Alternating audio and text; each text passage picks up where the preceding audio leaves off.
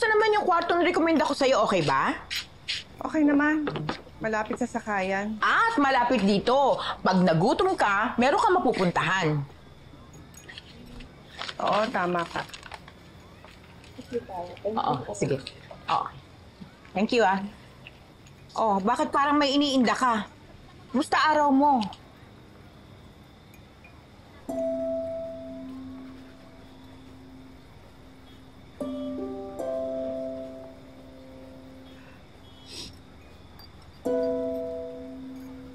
Okay lang ba? Gusto ko lang ilabas yung nasa tip-tip ko eh. Okay, sige. Makikinig ako. May nagawa akong kasalanan sa isang taong napakabuti sa akin. Noong una, akala ko masaya siya sa naging desisyon ko. Pero alam mo kanina, nakita ko na hindi maganda ang relasyon nila ng anak niya.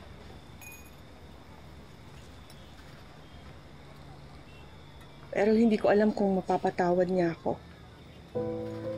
Alam mo, hindi ko alam kung ano yung eksaktong tinutukoy mo. Pero sa tansya ko lang, nagkaroon ka ng kasalanan sa isang tao dahil? Dahil yung bagay na dapat ay kanya, ay inilayo sa kanya at naging instrumento ako. At dahil dyan, nakokonsensya ka, gusto mo nang itama yung mali. Hindi ko na kaya dalhin ang lihim. Hindi mo kaya ng konsensya ko eh. Lalo na ang bait-bait niya sa akin. Hindi ko alam kung mapapatawad niya ako. Alam mo, palagi ko, panahon na para sabihin mo yung totoo. Para naman gumaang-gaang yung bigat sa dibdib mo.